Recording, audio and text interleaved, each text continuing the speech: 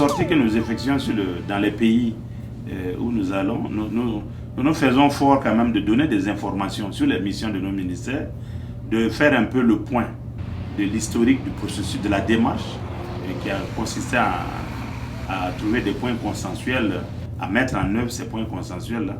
Chaque fois que nous allons dans un pays, nous faisons fort de rencontrer, même si ce n'est pas toute la communauté, en tout cas ceux qui sont disponibles, pour passer l'information sur la vie du pays. Et c'est ce que nous avons fait à Québec ici. Évidemment, vous connaissez les dimensions de l'État du Canada, de la Fédération canadienne. Il ne nous a pas été possible de regrouper en un seul endroit les ressortissants, et je comprends bien des frustrations éventuelles qui peuvent naître de cela. Mais je dois dire que ce n'est ni la faute de l'ambassadeur, ni la faute de la mission, parce que notre mission avait lieu principalement à Québec, et nous avons donc profité de cela pour rencontrer la portion de Burkinabés résidents à Québec. On aurait souhaité le faire pour d'autres, mais comme il y a un ministère des Affaires étrangères, je pense que je verrai avec mon collègue des Affaires étrangères si dans le cadre d'autres missions, on peut corriger ces lacunes. Bonsoir, Monsieur Guébré. Oui, bonsoir. Vous venez de participer à une rencontre avec Monsieur le ministre des Relations avec les institutions et des réformes politiques. Qu'est-ce que vous retenez de cette rencontre? J'ai apprécié le fait que, en tant que numéro 2 du gouvernement de son passage, il ait pu penser rencontrer la communauté d'ici. Comme j'ai aussi regretté du fait que si l'enjeu c'était de rencontrer la communauté, et pourquoi il a mis de côté, par exemple, la région de Montréal, où quand même la majorité des Burkinabés y résident. Et vous, personnellement, par rapport aux points qui ont été abordés, qu'est-ce qui a retenu votre attention? Bon, et ce qui m'a retenu mon attention, c'est la question du Sénat et de l'administration des élections au Burkina. Bon, sur la question du Sénat, moi j'ai posé un certain nombre d'inquiétudes. D'abord en termes de la représentation du Sénat, du fait que le rapport des forces du parti au pouvoir va se représenter au Sénat, c'était l'une de mes inquiétudes. La seconde inquiétude, c'est que la jeunesse est exclue de ce Sénat, alors que ceux qui insistent, qui nous parlent aujourd'hui du Sénat, c'est des gens qui sont arrivés au pouvoir à 27 ans.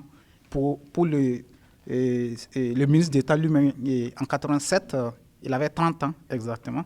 Et donc, quand cette personne qui, dans leur génération, l'âge moyen était à la vingtaine, 27, 28, si on prend l'ensemble de la classe politique burkinabé, et qui aujourd'hui mettent en place des institutions dans lesquelles, lors de la discussion, il n'y a pas la jeunesse, et après l'installation de ces institutions, la jeunesse s'exclut, ça pose problème. Ça, c'était l'une des inquiétudes.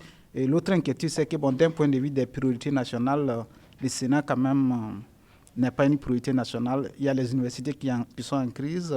Pourquoi on n'a pas fait la réforme des universités? Pourquoi on n'a pas fait la réforme de l'éducation? Pourquoi on n'a pas fait la réforme du secteur de santé quand on sait que celui qui est venu nous parler ce soir est un médecin? Je suis une personne pas mal assez ouverte.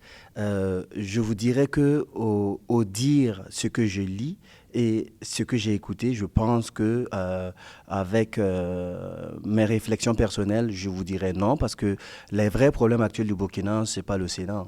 On va parler d'une question d'eau, question d'énergie, question de santé, question de transport. Mais ce n'est pas le Sénat. Le Sénat ne devrait pas être des points sur lesquels on devrait passer, je vous dirais, des années, des mois à discuter. Ce n'est pas le débat à avoir actuellement. Qu'est-ce que vous retenez de cette rencontre?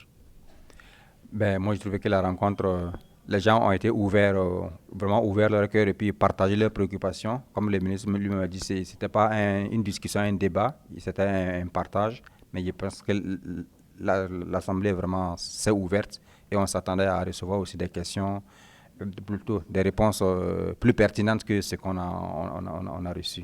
Moi, personnellement, je pense que le débat mérite d'être prolongé davantage avant de prendre des décisions, un certain nombre de décisions. Mais par rapport à l'expérience ou au motif de son voyage ici, je pense que c'est pour venir acquérir une expérience par rapport au déroulement ou bien à la mise en place d'une structure électorale, administrative permanente. Et ça, je trouve que c'est quand même une bonne idée. Vous, personnellement, quelle est votre position par rapport à la mise en place de cette structure qu'est le Sénat? Vraiment, comme moi, je suis de ceux qui pensent que le Sénat, ce n'est pas une priorité pour le moment. Ça peut peut-être venir, mais vraiment, il y a d'autres priorités pour lesquelles on devrait se mobiliser avec plus de force, plus de vigueur qu'on le fait pour le Sénat.